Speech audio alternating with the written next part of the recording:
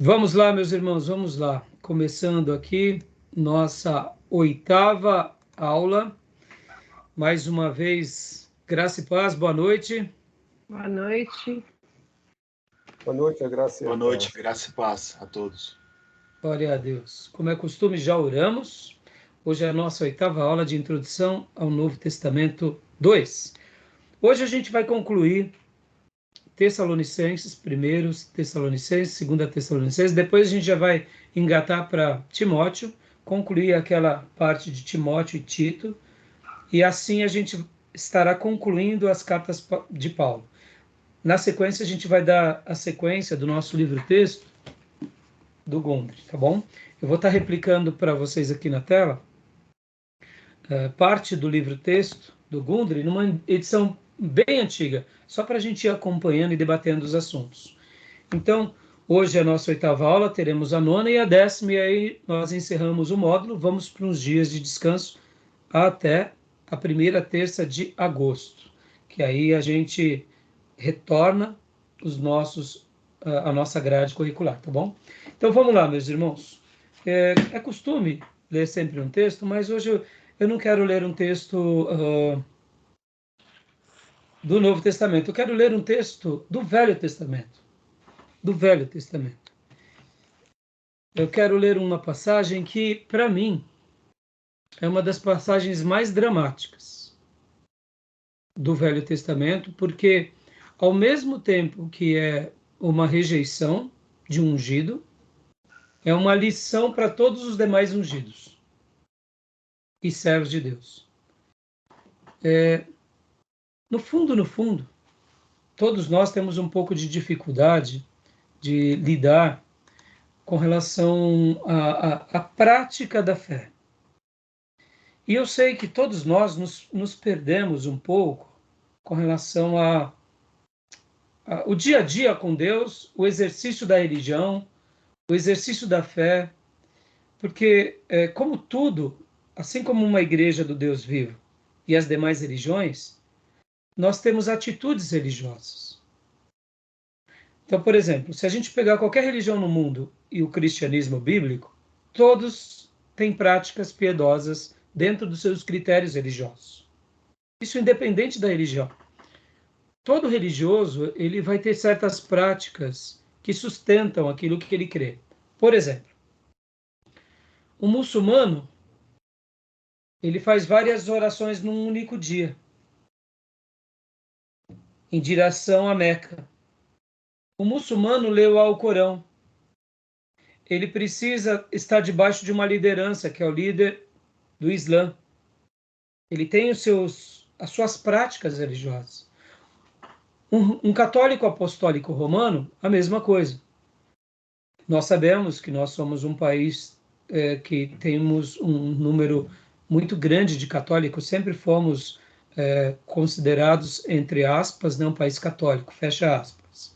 Esse quadro tem mudado depois do crescimento da Igreja Protestante. Mas dentro do catolicismo tem os católicos praticantes e os não praticantes. Mas pode ver que, vamos pegar os praticantes. Eles têm que ir para a missa, eles têm que ser batizados, têm que fazer a primeira comunhão, eles têm as suas regras, têm os seus sacramentos. Um espírita, ele também pertence a uma vida religiosa. Um verdadeiro espírita, seja ele do Mesa Branca, Umbanda, Quimbanda, né? Ele precisa participar do terreiro, ele precisa fazer as suas rezas, ele tem o pai de santo, ele tem o guia, não é? Toda religião tem as suas práticas. E o protestantismo não é diferente. O protestantismo tem suas práticas. Temos que ler a Bíblia, temos que orar, temos que ir à igreja, temos que estar debaixo e em concordância com os nossos pastores. Ou seja, isso vale para todas as religiões. Mas por que eu estou falando tudo isso? Muitas vezes, dentro da igreja evangélica, ou mesmo dentro do povo judeu e na história do povo de Deus, tanto no Velho Testamento quanto no Novo, a gente vê que tem pessoas que estão dentro da igreja e se perdem. O exemplo mais emblemático de todos, para mim, é Judas Iscariotes. Ele é o mais emblemático. Ele é o mais difícil. Porque pode ver, Judas estava com todos os apóstolos durante vários anos e com o mestre, e na hora que Jesus disse que um havia de trair, ninguém sabia quem era o traidor. Dá para a gente imaginar essa cena?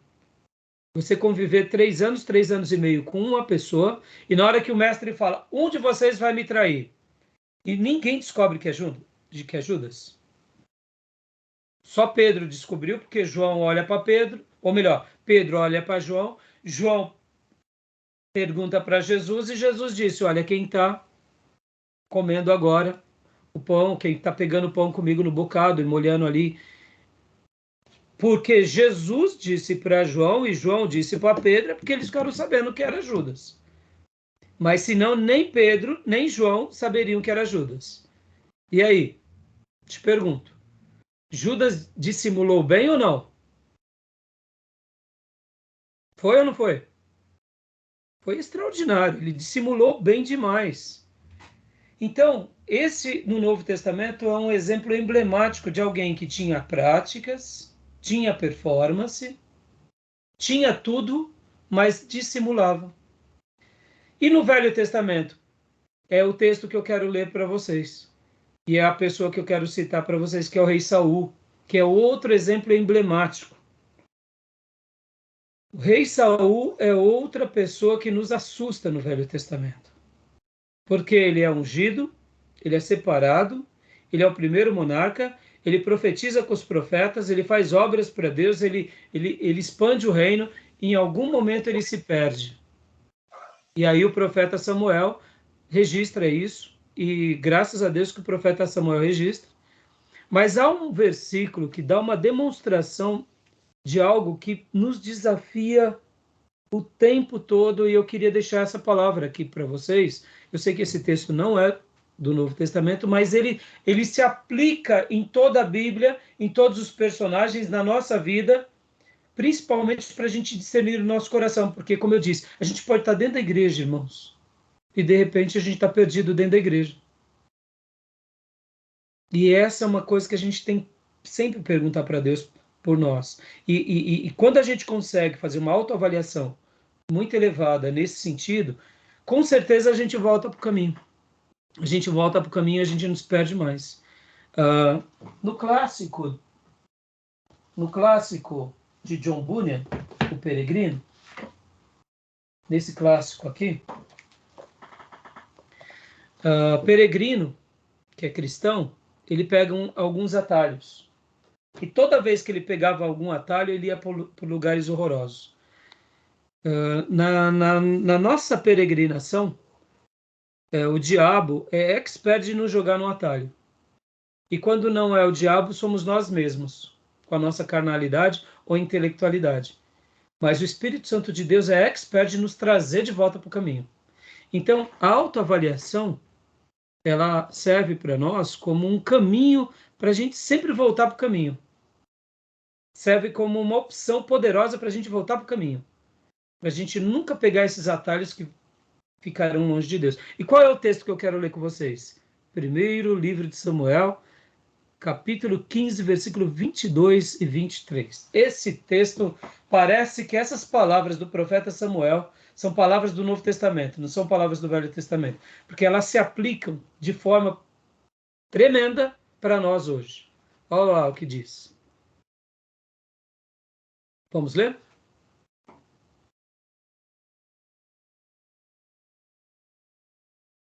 Samuel, porém, respondeu. Quem achou?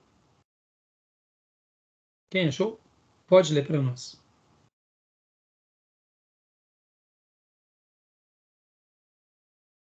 Primeiro livro de Samuel, capítulo de número 15, versículo 22 e 23. 22 e 23. Isso. Posso ler, pastor, se você quiser. Pode ler, então. Porém, Samuel disse: Tem porventura o Senhor tanto prazer em holocaustos e sacrifícios, como em que se obedeça a sua palavra, a palavra do Senhor? Eis que obedecer é melhor do que sacrificar, e o atender é melhor do que a gordura de carneiros. Ótimo. Dá uma pausa antes de ler o 23. Olha que interessante, irmãos. O sacrifício aqui no Velho Testamento era levar o cordeiro, era levar o boi, era levar o pombo, era elevar o cominho, o hortelã, o vinho, o azeite, como oferta a Deus. E também o sacrificar aqui era você dedicar o seu sábado para adorar a Deus, era você praticar os ritos das festas, guardar todas as cerimônias que Deus pedia. Isso era o sacrificar. Agora, fazer a circuncisão era um sacrifício. Agora, olha só que interessante. No Novo Testamento, nós não temos que fazer mais o sacrifício que Jesus já fez. Hoje nós lemos a palavra, nós estudamos a palavra, nós oramos, nós jejuamos, nós vamos à igreja, nós pregamos o evangelho, nós damos o dízimo. São outros sacrifícios, mas olha só que interessante. Sacrifício para Deus não é nada. Sacrifício para Deus não é nada. Pode ver que o texto diz: será que ele tem tanto prazer em sacrifício quanto que se obedeça a sua palavra? O obedecer é tudo para Deus. Isso é algo poderoso. E agora, leia para nós o 23, Gil. Olha só o versículo 23, que é para desconcertar a nossa vida e para nos fazer reposicionar, principalmente dentro de nós. O 23, olha o que diz. Porquanto a rebeldia é como o próprio pecado de feitiçaria, e a arrogância como o mal da idolatria, porque rejeitaste a palavra de Deus. Ele também rejeitou como o rei do seu povo. Eu queria gastar mais esse minuto com vocês. Guardem essas duas palavras: rebeldia e arrogância. Ah, pastor, fulano é rebelde, né? Tenha paciência. Não, nós temos paciência. Ah, fulano é arrogante, ele é um pouco soberbo, né? Tá bom. Mas para Deus, tanto a rebeldia quanto a arrogância, olha como Deus vê essas duas coisas. A rebeldia, para Deus, é como o pecado de feitiçaria. E a arrogância é como o mal da idolatria. Isso é muito forte, irmãos. Quando eu me inclino a ser um rebelde ou um arrogante, é como se eu me tornasse um praticante de uma religião que Deus abomina. Porque quando a gente fala de feitiçaria, o crente pratica a feitiçaria? Não, não, eu não. O crente pratica idolatria? Não, não, não, eu não. Mas vamos lá. Eu sou rebelde? Então, nós nos tornamos feiticeiros impotenciais. Eu sou uma pessoa arrogante, orgulhoso? Eu sou um idólatra impotencial. Idólatra do quê, pastor? Idólatra do seu próprio ego. Feitiçaria no quê, pastor? Feitiçaria porque está seguindo espíritos enganadores que causam rebelião àquilo que Deus quer. Então guardem isso no coração de vocês, irmãos, porque nós podemos estar debaixo da nova aliança, mas podemos estar muitas vezes fazendo coisas como Saul fazia. E aqui, voltando a Judas Iscariotes. Judas Iscariotes, ele era um exímio dissimulador, não era? Era. Mas ele se tornou um rebelde ou não? Sim.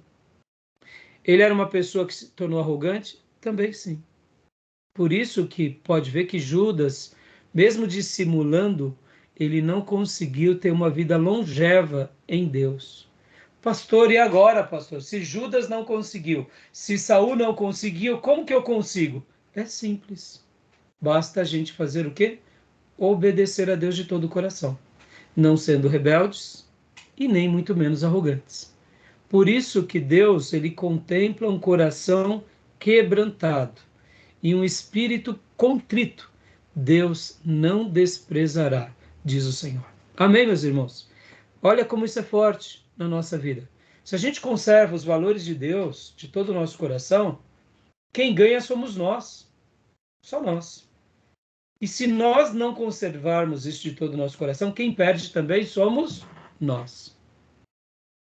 Que Deus nos ajude na caminhada, para que a gente não siga os passos de Saul nem de Judas, mas para que a gente siga os passos de Samuel, siga os passos de João, de Pedro, de Paulo e de tantos homens de Deus abençoados, tá bom? Porque obedecer todos nós podemos, basta a gente se entregar a Deus de todo o coração e conservarmos um coração quebrantado como era o coração de Davi, tá bom, meus irmãos?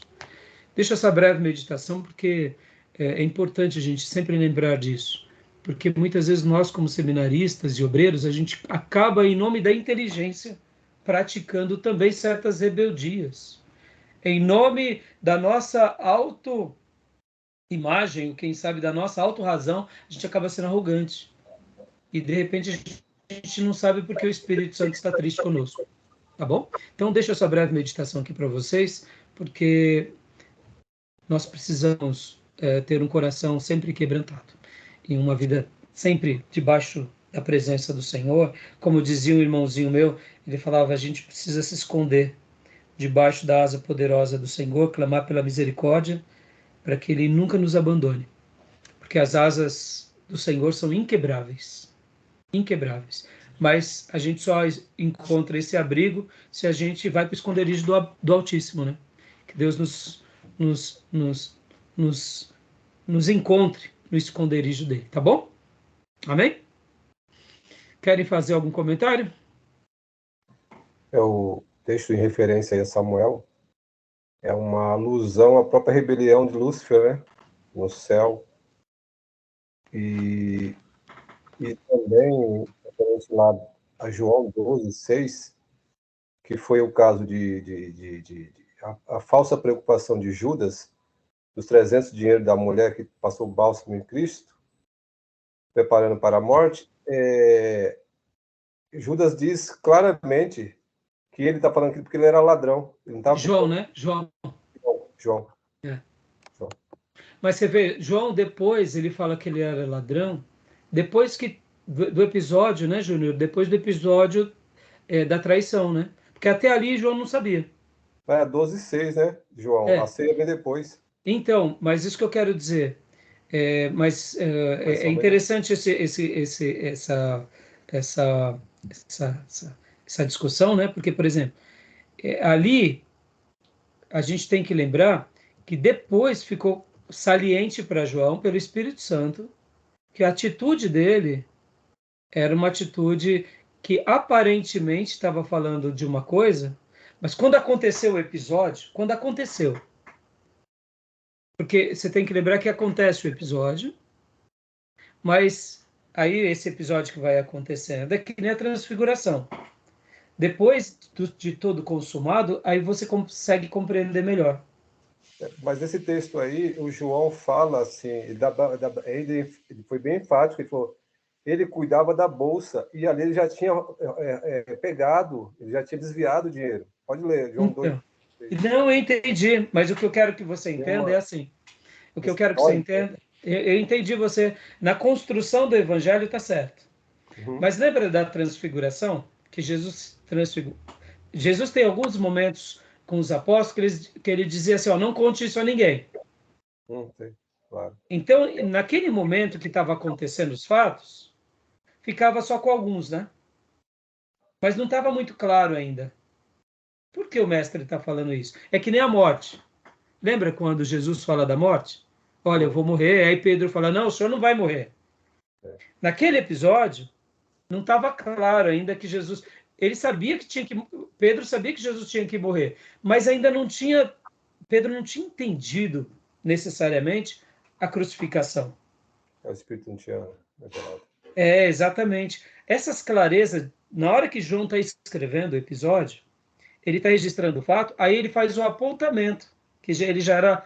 aí chama ele até de diabo, né? Exatamente. Aí faz o apontamento, é por essa razão.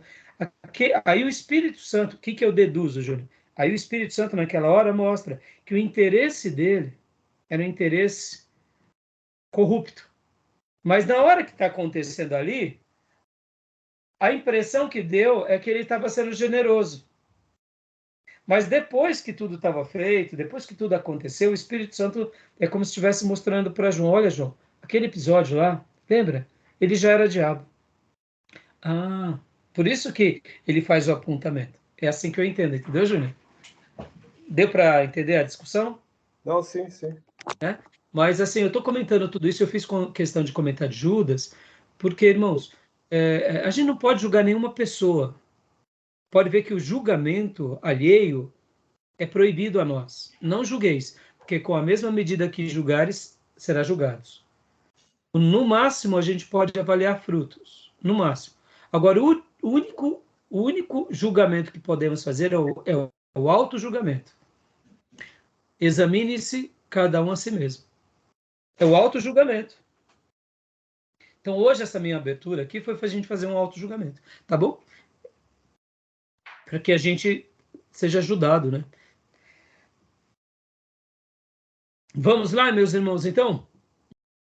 Alguém quer comentar mais alguma coisa? Tranquilo?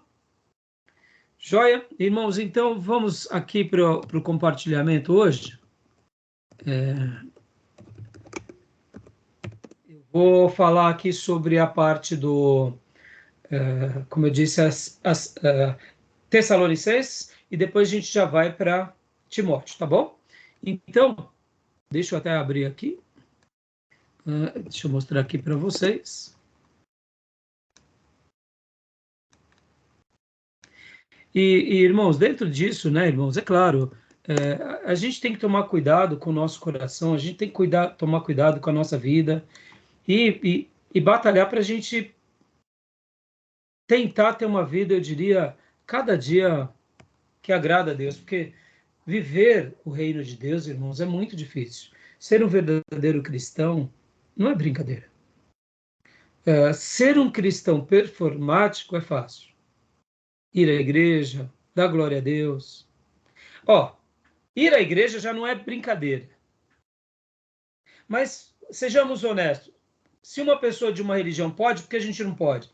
Então, assim, não é a coisa mais difícil da vida. Agora, ser um cristão em todas as áreas, isso é difícil. E é isso que a gente está aqui para quê? Para treinar a ser esse cristão que vai fazendo novos discípulos e que vai expandindo, né, isso dentro da nossa vida. Porque, afinal de contas, irmãos, nós não estamos construindo um projeto nosso, né? É o projeto do reino entre nós, tá bom? Então, vamos lá, meus irmãos. Deixa eu abrir aqui o slide, tá joia? Alguém quer comentar mais alguma coisa, irmãos? Lembrando a todos que as nossas aulas são gravadas para vocês reestudarem o material ou depois a gente utilizar esse material no futuro. Querem comentar alguma coisa, não? Fazer alguma pergunta? Alguma dúvida sobre o que a gente já vem estudando nas cartas? Alguma dúvida? Tem alguma coisa do livro texto, dos livros que os irmãos estão lendo, que vocês gostariam de perguntar para a gente já ir se preparando para trazer uma resposta? Não, Não? eu só gosto de, às vezes, ficar divagando algumas coisas, né? Às vezes especulando, né? Porque a gente vê que, com Paulo, parece que a gente vê essa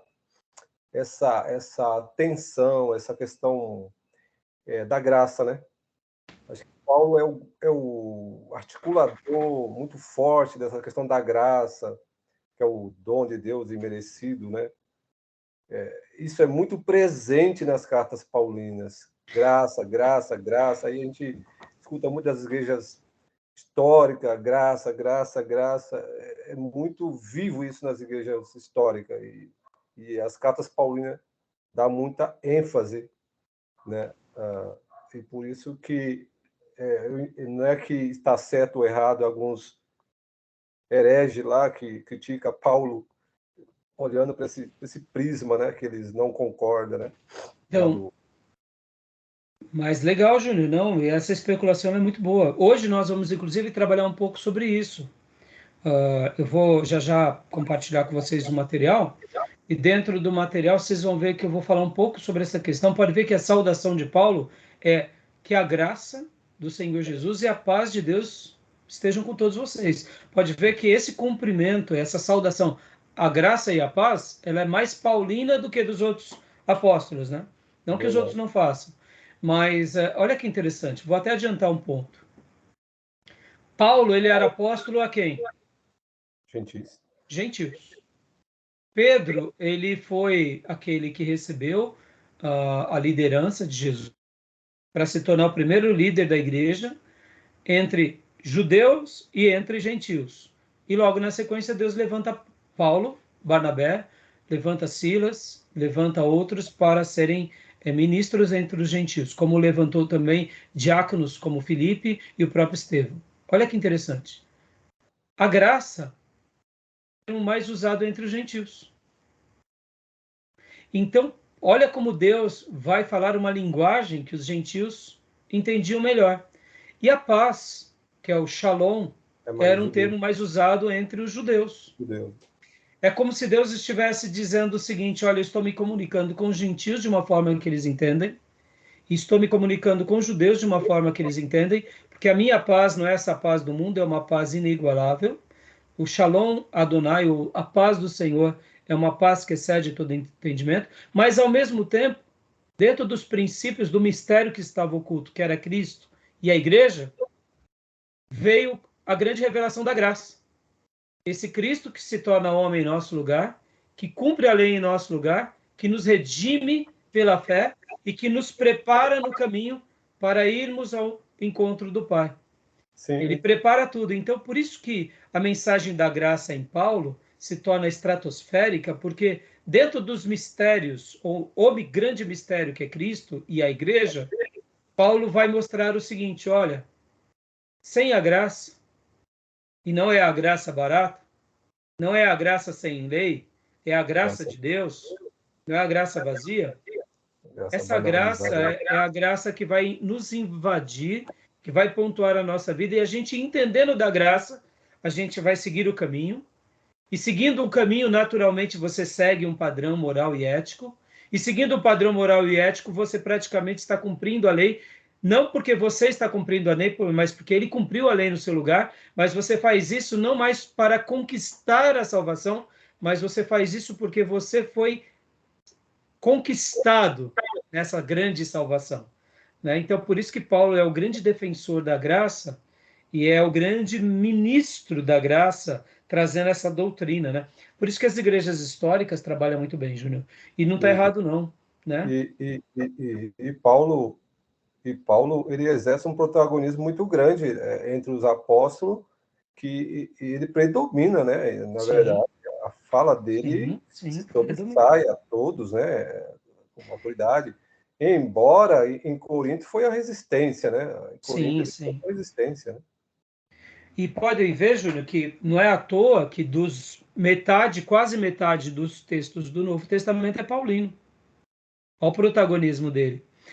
Na realidade, Jesus, ele cria a igreja, os apóstolos recebem a igreja pelo poder do Espírito, e Paulo agora, olha que interessante, ele doutrina a igreja pelo poder do Espírito Santo de uma forma magnífica. Pode ver que Jesus, o próprio Jesus, não fala tanto da graça.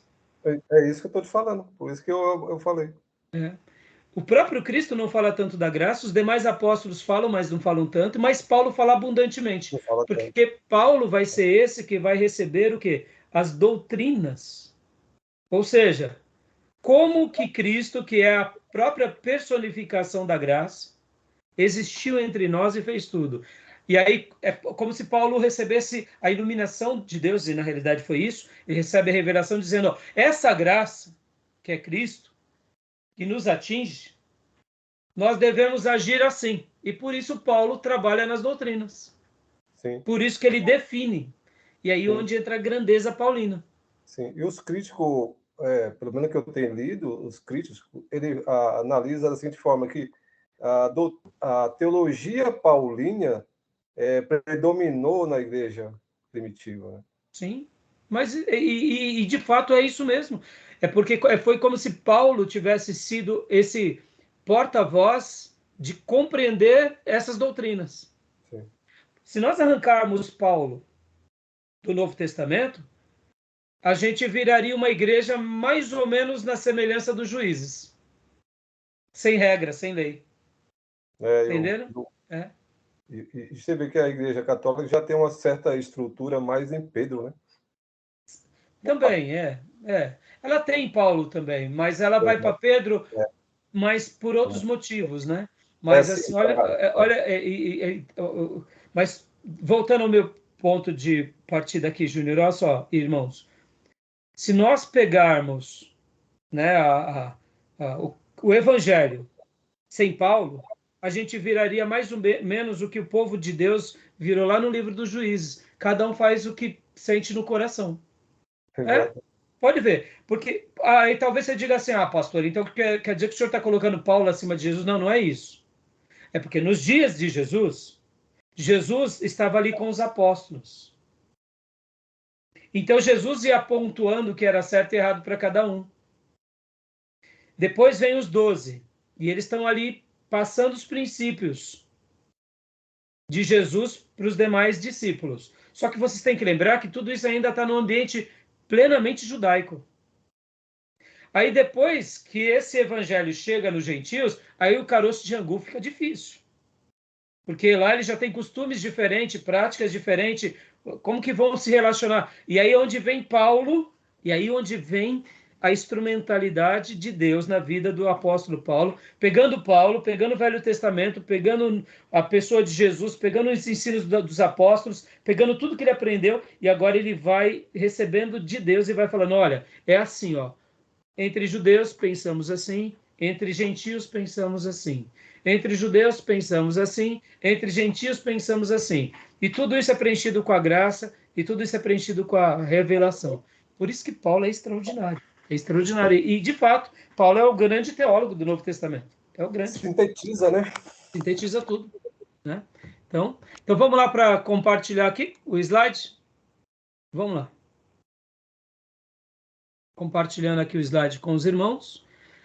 Aqui no livro do Gundry, nessa edição, as primeiras cartas de Paulo é o capítulo 12, né? É uma outra edição. Então, eu vou estar acompanhando com vocês essa daqui, só para facilitar até a leitura daqueles que acompanharem no futuro esse material, tá bom? Capítulo 14, as primeiras epístolas de Paulo, perguntas normativas. Quais eram o estilo, o conteúdo e as técnicas utilizadas na redação de cartas nos tempos antigos? Em que as primeiras epístolas de Paulo se equiparam a isso? Porque a epístola aos Gálatas é crucial na história do cristianismo? Quais são os endereçados e quais as datas, os motivos, os propósitos e o conteúdo das primeiras epístolas de Paulo? A epístola de Gálatas nós já estudamos, né? Então, aí ele vai falar um pouco sobre essa questão do mundo grego-romano. A gente já trabalhou sobre essa questão. Então, a epístola dos Gálatas trabalha muito na questão dos judaizantes. Já falamos sobre isso. E agora vamos aqui entrar a carta aos Tessalonicenses. Né? Nós temos um debate bem interessante. Uns vão dizer que a carta aos Gálatas é a primeira carta que Paulo escreve. Logo, deve ser o primeiro texto do Novo Testamento. Outros vão dizer que é Tessalonicenses. Particularmente, eu acho que é Tessalonicenses. No entanto, eu não tenho certeza. Então, é uma discussão. Então, possivelmente, os primeiros textos do Novo Testamento a serem escritos antes dos Evangelhos foram ou Gálatas ou Tessalonicenses. Eu acho ser Tessalonicenses, tá bom? Então, vamos ler aqui alguns assuntos sobre Tessalonicenses para a gente poder, logo na sequência, ir para as cartas pastorais, tá bom? Então, Júnior, leia para nós. Dá para ler, Júnior? Tá bom? Dá para ler? Sim. Ok. Pode ler, Júnior, então. 1 Tessalonicenses, congratulações e consolo. O tema: as epístolas de Paulo à igreja de Tessalônica são famosas devido ao ensino que encerra sobre a segunda vinda de Jesus Cristo e eventos associados. Essas duas epístolas, o discurso do Monte das Oliveiras por Jesus e o Apocalipse de João, formam as três principais porções proféticas do Novo Testamento. Em 1 Tessalonicenses, a nota escatológica está vinculada com o segundo desses dois temas todo importantes. Primeiro, as Só um minutinho, Júnior. Deixa eu montar aqui. Pronto. Primeiro, temas importantes. Primeiro, as congratulações aos crentes tessalonicenses pela conversão e progresso na fé cristã. E 2, as exortações tendentes a um maior progresso, com ênfase particular sobre o consolo derivado da expectação acerca da parousia.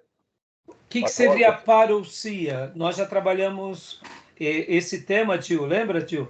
Nós já trabalhamos muito esse tema em escatologia. O que é a parousia, tio? De Cristo. Hã? A volta da segunda vinda de Cristo. Isso, exatamente. Isso é um termo em grego que fala sobre a volta de Jesus, né? Então, toda vez que vocês verem em teologia a palavra parousia, seria doutrina sobre a volta, tá bom? A volta de Cristo. Isso. Então, na realidade, né, podem ver que essas cartas de Tessalonicenses, tanto primeira quanto de segunda Tessalonicenses, vão estar junto com o quê?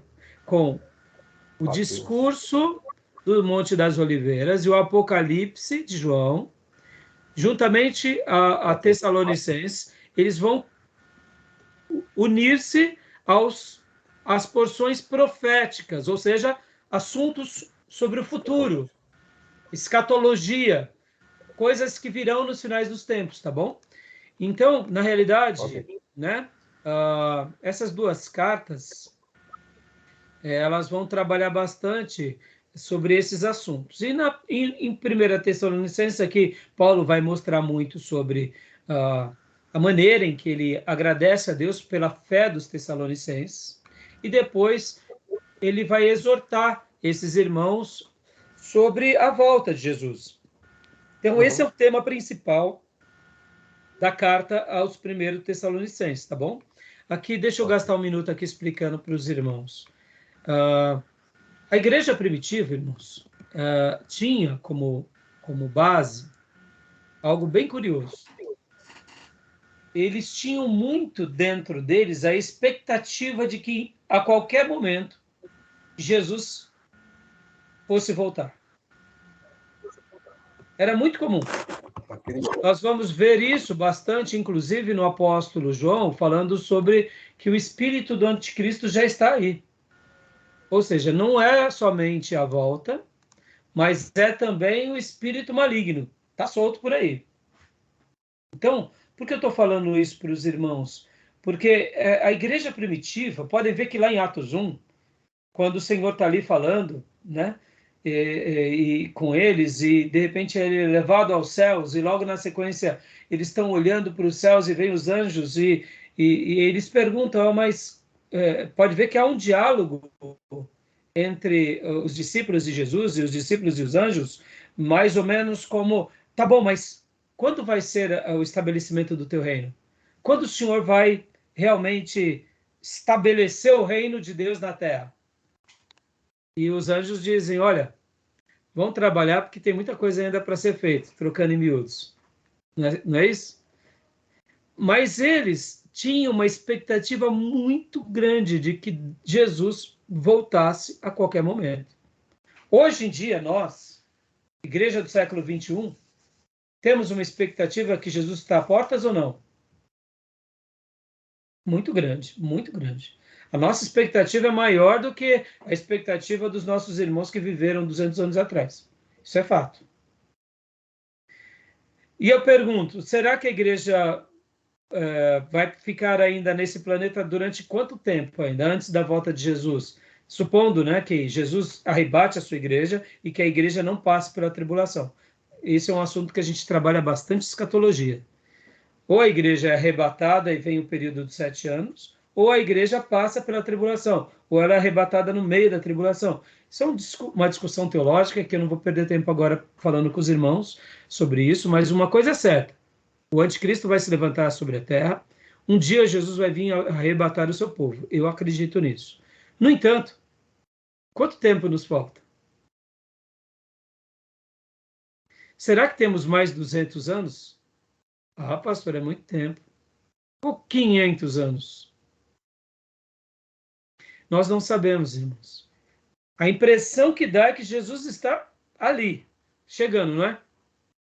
que o anjo vai tocar a última trombeta a qualquer instante, não é? É algo bem parecido com o que acontece conosco, acontecia com a igreja primitiva. Só que de uma outra forma. Nós temos uma clareza muito grande do advento da volta de Jesus e da manifestação do anticristo na Terra. Naqueles dias, os judeus tinham uma expectativa muito grande de que o Senhor voltaria para buscar a sua igreja e o reino dele ia ser estabelecido. E foi nesse contexto bem pujante que Paulo escreve essas duas cartas. É normal que esse era um assunto muito comentado. E se hoje, depois de 2000 anos de história, esse é um assunto que dá pano para manga, imagina quando Paulo começou a ensinar isso para aquela igreja. Ainda mais uma igreja gentílica. Vocês acham que não deu pano para manga? Deu muito pano para manga. Por isso que ele precisou de duas cartas, para esclarecer. Só para vocês terem uma ideia, muitos irmãos que ouviram essa mensagem ficaram tão felizes que pararam até de trabalhar. Falou, o quê? Trabalhar para quê? Só vou para a igreja. Jesus está voltando. E aí, Paulo escreve, dizendo, olha, aquele que não estiver trabalhando, não coma. Não é assim, não. Jesus vai voltar a qualquer hora, o anticristo vai aparecer. Não, mas a gente tem que continuar fazendo o nosso dever diário. Hoje eu ouvi uma frase de um pensamento chinês que dizia o seguinte, quando você dá um prato de arroz, uma porção de arroz para uma pessoa, você ajuda ele porque você mata a fome dele de um dia. Mas se você ensina ele a plantar arroz, você ajuda ele a salvar não só a sua vida, mas a sua família por gerações. Muitas vezes, o povo de Tessalônica, eles estavam ali só querendo o pratinho de arroz do dia. Irmãos, a gente tem que aprender não só receber o arroz do dia a dia, a gente tem que aprender a plantar arroz. A gente tem que continuar aqui vivo para a nossa geração, para muitas outras gerações. Porque a gente não sabe quando isso vai acontecer. E podem ver que muitas vezes a igreja vira uma fuga dos crentes. Eu não vou estudar, porque estar na igreja é melhor que estar na escola. É fuga. Quantas são as irmãs que deixam de educar os filhos e vai para a igreja como fuga? Irmãos, que a gente não faça a obra de Deus como fuga. A gente faça como alegria. Mas a gente só sabe que a gente não está fazendo como fuga por causa que a gente também não abandona os nossos deveres de trabalhar, de estudar, de praticar o bem e depois de edificar o reino. E é nessa hora que a gente vai dedicar o nosso melhor para Deus e não simplesmente vamos se esconder na igreja. Entendeu, irmãos? Não estou falando com isso, irmãos, que a gente não tem que estar na igreja. Não, é o contrário, a gente tem que estar na igreja. Mas a gente tem que estar na igreja com as motivações corretas.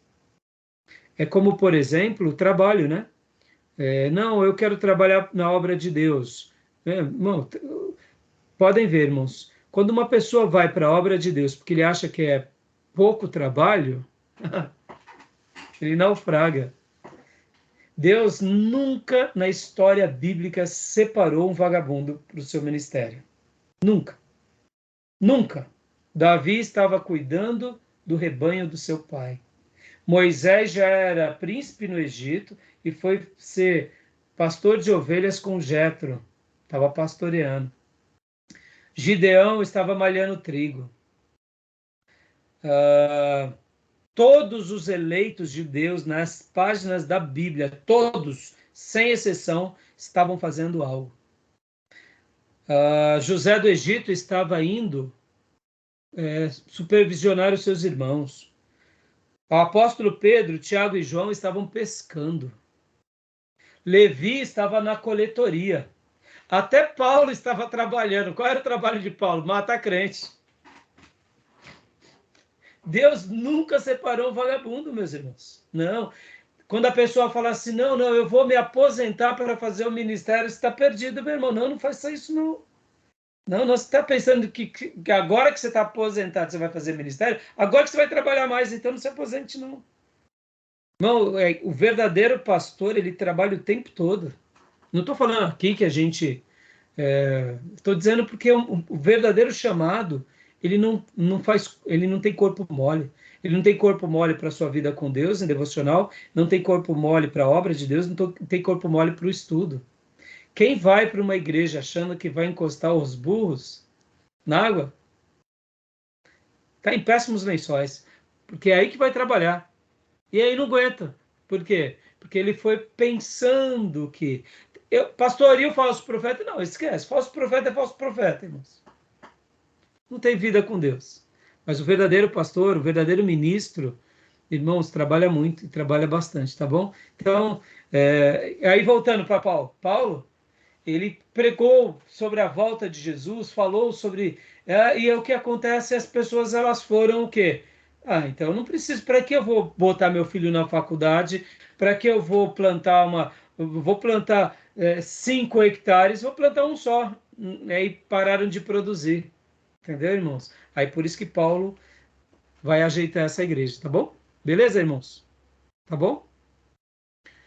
Joia. Vamos lá. Continuando aqui nossa... Alguma pergunta, meus irmãos? Querem fazer alguma pergunta? Algum comentário?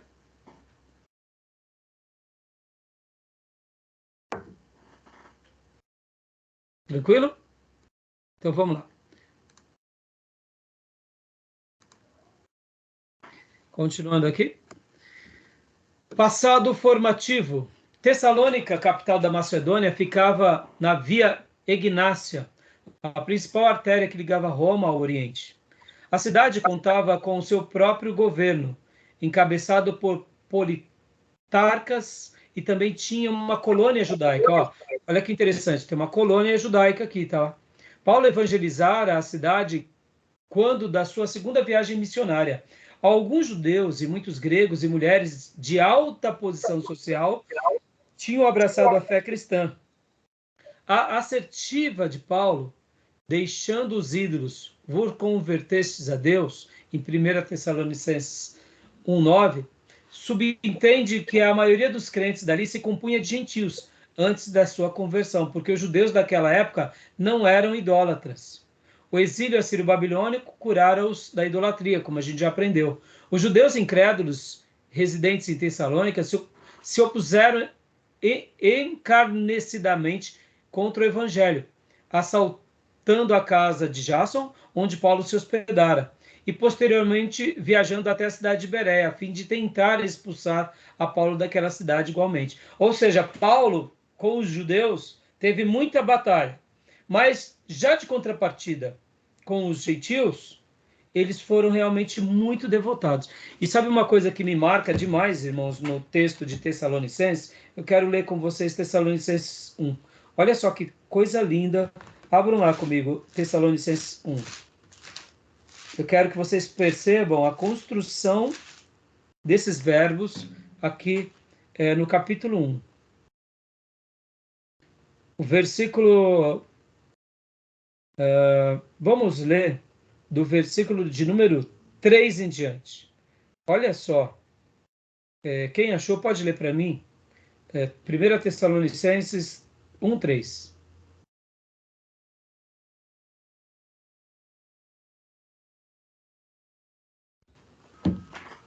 Lembrando-nos sem cessar da obra da vossa fé, do trabalho da caridade e da paciência da esperança em nosso Senhor Jesus Cristo, diante de nosso Deus e Pai. Agora leia para nós também o 4. Sabendo, amados irmãos, que a vossa eleição é de Deus. Pode ler o 5 também. Porque o nosso evangelho não foi a vós somente em palavras, mas também em poder e no Espírito Santo, e em muita certeza, como bem sabeis quais fomos entre vós, por amor de vós. Muito bem. Eu gosto bastante dessa tradução, irmãos, aqui na NVI. Né? A versão que o Júnior leu é muito boa também. Mas olha só o que diz o versículo 5. Porque o nosso evangelho não chegou a vocês somente em palavras, mas também em poder, no Espírito, e em plena convicção. Vocês sabem como procedemos entre vocês em seu favor. Paulo está dizendo assim, o evangelho chegou a vocês Mas ele não só chegou a vocês em palavras, mas chegou em poder. E, inclusive, pelo nosso procedimento. E agora o versículo de número 3, na minha versão, diz: o trabalho que resulta da fé. Olha como eles eram, irmãos, os nossos irmãos de Colosso, de Tessalônica, como eles eram dedicados. Eles eram trabalhadores pela fé, o esforço motivado pelo amor e a perseverança proveniente da esperança. Para um minuto aqui. O apóstolo Paulo, guiado pelo Espírito Santo, está dizendo que essa igreja ela era dedicada no trabalho, era dedicada na fé, tinha amor, tinha perseverança, que era proveniente da esperança. E aí, isso é versículo 3, versículo 4. Sabemos, irmãos amados, que ele os escolheu porque o nosso evangelho não chegou a vocês somente em palavra. Ou seja, eles foram eleitos, mas eles eram laboriosos, dedicados, exímios. Tenta enxergar numa igreja com essas qualidades. Deixa eu fazer uma pergunta para vocês aqui. Termos irmãos que na igreja trabalham com muito afinco, é fácil ou é difícil? Responda para nós, irmãos.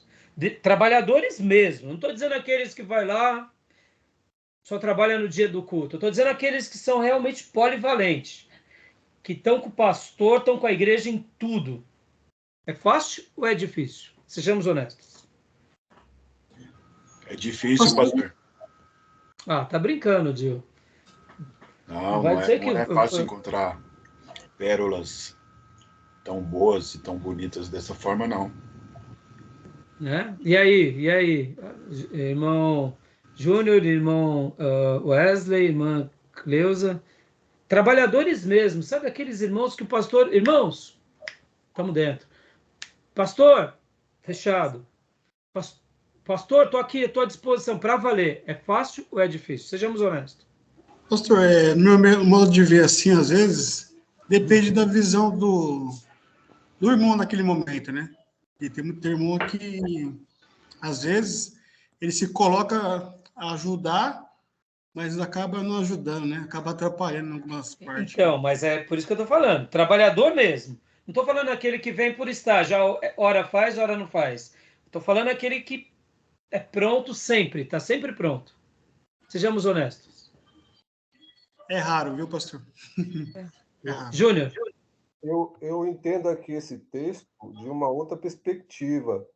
Eu vejo que Paulo fala aqui não é de um ativista, mas aqui ele fala de exemplo exemplo na vida, de conduta. Porque o versículo 7 ele fala de maneira que fosse exemplo para todos os fiéis da Macedônia e Acaia. Não é um ativista por ser ativista, porque na igreja pode ter muito ativista. Fazer. O Paulo está dando uma ênfase aqui a exemplo, moral, Sim. conduta. Sim, eu ia chegar lá. Eu ia chegar lá, você já deu spoiler. Mas não tem problema. Mas, ó, é isso que você está falando, é importante. Mas pensa assim, Júnior. Tem como eu ser um exemplo sem dar frutos? Sejamos honestos. Não, sim, claro. Não tem. Dava fruto, porque tem que dar fruto. ele vivia e ele produzia, né? Mas perceba, o ativista, aí que entra até mesmo a ponte para o texto que nós lemos lá de Samuel. O ativista, ele é um religioso. Em algum momento ele deixa de ser. Porque quando não é mais favorável. Ou quando as coisas já não estão mais satisfazendo ele. Aí ele para, ou ela, ou aquela família. Ou quando vem uma prova maior. Lembra da parábola do semeador? A semente foi lançada pelo semeador. Tem 4 tipos de terrenos. Só num terreno frutifica, que é o terreno do coração. Os outros frutificam e morrem. Em um outro, nem frutifica porque o pássaro come, não é isso? Mas olha só que interessante. Esse exemplo aqui, que sai para fora, não tem como você ser esse exemplo contínuo e poderoso sem ser um exemplo de fruto. Estão entendendo, irmãos? Eu não estou dizendo aqui, irmãos, guardem isso. Não estou dizendo aqui que a gente vai ficar olhando o irmão. Ah, hoje veio para a igreja, não veio, é hipócrita. Não, não é isso, não é isso. Mas é invariável. Um trabalhador exímio, ele dá fruto. E ele dá fruto em qualquer circunstância. Quando as coisas são favoráveis e quando não são favoráveis. Qual é a tese que eu quero defender? Davi deu fruto quando era favorável? Deu. E quando não era favorável, ele deu também? Deu também. Davi deu fruto quando mata Golias, mas Davi deu fruto também quando Saul persegue ele. Deu ou não deu? Deu fruto. José do Egito deu fruto quando Jacó deu uma capa, uma túnica talar para ele. E José do Egito deu fruto lá no Egito como escravo. Daniel deu fruto em Judá, ainda quando era um garoto. Deu fruto lá na Babilônia. Tribulação, né? Exatamente. É isso que eu quero falar. Esses irmãos que eu acabo de citar, Davi, José do Egito e Daniel, eles eram trabalhadores no reino exemplares? Eram. Um cristão exemplar é difícil? É difícil. Por isso que Paulo aqui, aí onde entra agora, ó, versículos 6 e 7. De fato, vocês se tornaram nossos imitadores e do Senhor, pois, apesar de muito sofrimento, receberam a palavra com alegria que vem do Espírito Santo. Olha só, aqui, Júnior, ó, viu? Eles não eram somente, como você tinha mencionado, né, no início, ativistas. A aprovação veio e eles, ó, firme. Com quem? Com Paulo. Seguindo o exemplo de Paulo. Agora, guardem isso. Ó, o que eu quero guardar a ênfase aqui, deixar essa ênfase para vocês. Eles estão sendo elogiados por Paulo, não estão? Então. Mas quem está falando na boca de Paulo? É o Espírito Santo, irmãos. Quem está falando aqui é o próprio Deus. Essa igreja era também fantástica. Fantástica. Essa igreja já está dizendo, olha, vocês se tornaram imitadores de Paulo, vocês vieram provação e vocês não desfaleceram. Vocês trabalhavam no amor, trabalhavam na dor, vocês continuavam amando, se esforçando, perseverando, tendo esperança, foram meus exemplos, vocês são dedicados, vocês não só são ativistas, vocês são dedicados. E agora o versículo 7. Assim, tornaram-se modelos para todos os crentes que estão na Macedônia e Acaia. Oh, meus irmãos, isso é maravilhoso. Maravilhoso. Essa igreja de Tessalônica acabou sendo protagonista para as outras igrejas. Pô, isso é maravilhoso. Quem está falando é o Espírito Santo, irmãos. Guardem isso. Isso é maravilhoso. Então, e aqui a irmã Cleusa não falou, né? Irmã Cleusa, é fácil a gente achar verdadeiros trabalhadores intensos, né? Não, irmãos. Né, irmã? Quiser falar, pode falar, tá? Seu áudio está bloqueado. Então, irmãos, por que eu estou falando tudo isso para vocês? Olha só o que diz aqui, o final do 8. Não somente isso, mas também por toda parte torna-se conhecida a fé que vocês têm em Deus. E o resultado o resultado é que não temos necessidade de dizer mais nada sobre isso. Ou seja, sobre trabalho eu não preciso falar mais nada para vocês. Sobre amor, sobre esperança, sobre perseverança e sobre ser meu discípulo. Não preciso falar mais nada. Ô, meus irmãos, fala sério. Pensa nisso. Eram de alto calibre ou não? Eram. Que igreja, que igreja. Lembra que eu falei que a igreja de Filipenses era, segundo alguns teólogos, as igrejas do quindim de Paulo? Pois é. Tessalônica também é outra igreja extraordinária. No mesmo pé de igualdade. Uma igreja dedicada. Para Paulo dizer que não precisava falar muita coisa para eles. Então, pensem, irmãos, ter obreiros dignos e obreiros exímios é muito difícil. Muito difícil. Pastor, por que a gente tem dificuldade? Porque as pessoas, geralmente, elas trabalham pelo interesse, né? E também trabalham se as coisas estão favoráveis, pela troca. Na hora que vem a tribulação, abandona. Entendeu? E aqui fica uma lição para nós, né? Para que a gente aprenda com esses irmãos de Tessalônica, tá bom?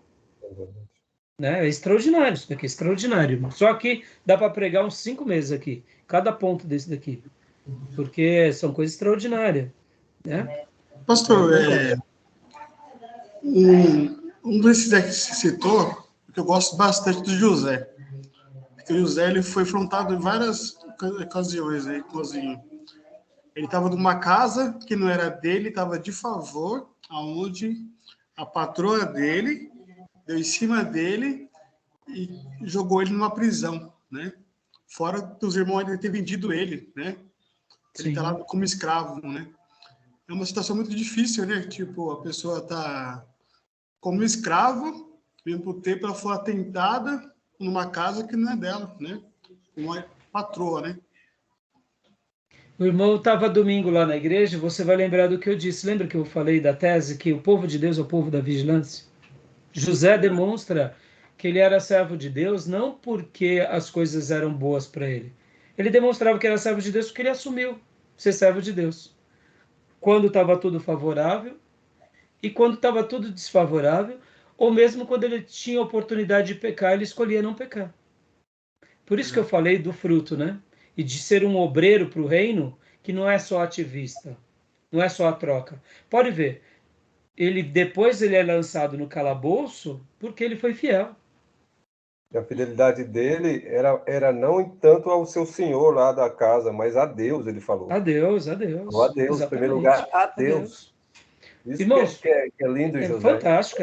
Por isso que José... Olha, por que eu, nas aulas passadas, quando eu falei da graça, quando Paulo fala da lei, eu gosto de fazer uma leitura de José como um homem repleto de graça. Um homem repleto de graça.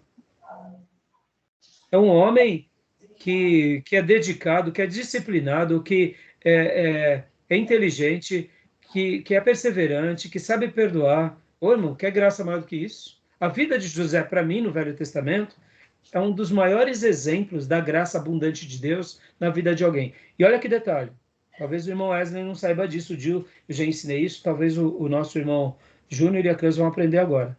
José do Egito, diferente de nós, ele não tinha Bíblia. Ele não tinha Bíblia. O que ele sabia foi o aprendizado de Jacó durante os 17 anos do pai dele falando no pé do ouvido dele. E ele vai para o Egito sem nenhum texto, a não ser as histórias na sua mente e no seu coração. E isso sustentou ele no Egito? Sustentou. Por quê? Porque ele tinha temor. E é por isso que eu li o texto lá de Samuel 15, dizendo que o que mais Deus espera de nós é sacrifício, o que mais Deus espera de nós é ativismo, não, é obediência. Pode ver, José não era rebelde e não era orgulhoso. Logo, se ele não era rebelde, ele era ensinável. Se ele não era orgulhoso, ele era humilde. Por isso que Deus cuida dele. Agora, vamos pegar um outro episódio. Ele poderia não ter sido governador do Egito. Ele poderia ter morrido ali. Mas ele, para Deus, viveria. E é isso que importa para a gente. A gente conhece a história dele e o final dele é maravilhoso, muito melhor do que esse período, mas ele poderia ter vivido, por exemplo, como algum outro profeta que morreu. Outros servos de Deus que pereceram. Por exemplo, a gente vê um servo de Deus no Novo Testamento que perece rápido, que é o caso de Estevão. Estevão não teve tempo de fazer muita coisa, mas ele viveu para Deus. Então, irmãos, é por isso que me apaixona essas... Eu fiz essa pergunta aqui, gastei esse tempão, porque além de informar na teologia, de fazer uma parte de introdução, eu quero que esses valores do reino também sejam introjetados em vocês, porque essa igreja, a gente não está fazendo uma avaliação do texto, não estamos fazendo um estudo de caso, mas eu não poderia deixar de citar para vocês, tá bom? Interessante aí essa sua menção aí do José, porque o Pentateuco, a Torá vem bem depois, né? E ele... Tudo vem depois. Nossa, que coisa linda, né? Por isso, Júnior, que seguir ao Senhor é mais do que ter um conhecimento, eu diria, legalista. É viver na graça, nessa graça que nos... A fé. Exatamente, é seguir essa fé, é ter essa atitude. Por isso que eu fiz uma pergunta a vocês, irmãos, se ter obreiros dedicados é fácil, cristãos... Não, irmãos, obreiros dedicados. Agora, muitas pessoas trabalham. E aí, pastor? Então quer dizer que quem não é tão dedicado, o senhor não deixa trabalhar? Claro que a gente deixa todo mundo trabalhar, irmãos. Deixa todo mundo trabalhar. Porque é o trabalho que a pessoa faz para Deus. Agora, alguns são esses daqui, dedicados. Deveria ser todos. Mas aí as pessoas vão aprender na caminhada. Eu, particularmente, eu ensino. Tento dar o meu exemplo. E dou espaço para as pessoas aprenderem. É que nem dizimar, irmãos. A gente fala tanto de dízimo e oferta, muitas vezes, mas a gente não fica forçando a pessoa a dizimar e ofertar. Porque quem dizima e oferta está semeando no reino para Deus e ele vai colher dos frutos. E quem não dizima e não oferta, não vai colher. Agora, e aí, pastor? E aí que a gente deixa as pessoas se encontrarem, porque a gente não pode oprimir as pessoas, sabe? Não, eu só quero trabalhadores exímios. Muitas vezes até nisso a gente erra, porque de repente aquela pessoa que é um ativista, a gente está achando que é um dedicado, é um ativista que está nos ganhando. E aqui, irmãos, a igreja precisa tanto de obreiro que os mais ativistas acabam agradando a gente, entendeu? É verdade. A gente precisa de obreiro, irmãos. A igreja é feita de obreiros e de voluntários, principalmente, irmãos. A igreja não é de assalariados. Pastor, por que a igreja não é de assalariados? Porque o reino de Deus é diferente da sociedade, irmãos. Pode ver, irmãos, a maioria das igrejas nascem como? Nascem porque a gente já tem um caixa gordo e aí a gente vai lá e você chama um pastor e paga o salário. Claro que não, começa muitas vezes em forma involuntária, os irmãos e e vai nascendo, não é assim?